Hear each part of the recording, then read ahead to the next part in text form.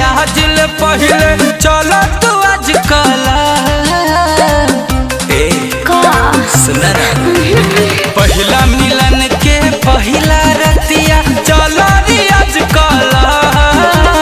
कैलू ना चावन आज ले पहले चलो तू आज कला होता न बेटे अब कर कपरेट तनी कोना में भरू है सुनी ना गोड़ पड़ू रे पिया गोड़ पड़ू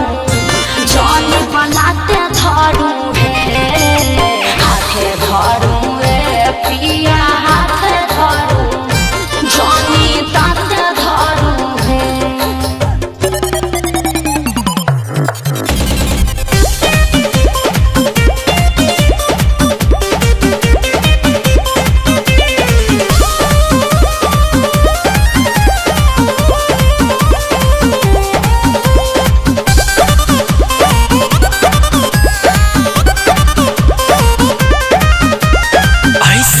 मनवा के रोके दा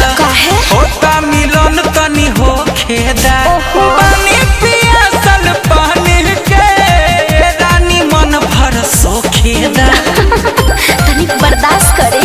तो योगिया धक के द पिया तो मनवा बह के द पिया आइल जवानी फाना न छानी से जिया पर चढ़ू है बात मानी गोड़ पड़ू रे पिया गोड़ पड़ू जान बनाते धरू है हाथे धरू रे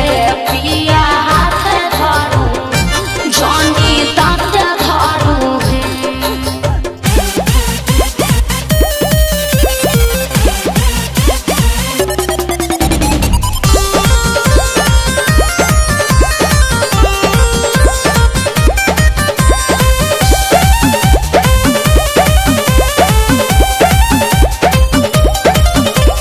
लेबे दरस अमरूद के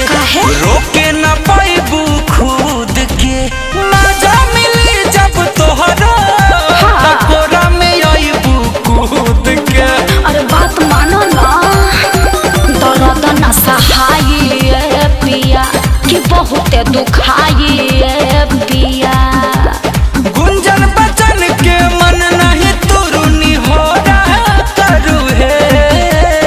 ओहो गोड़ पड़ू रे पिया गोड़ पड़ू जान बनाते धरू है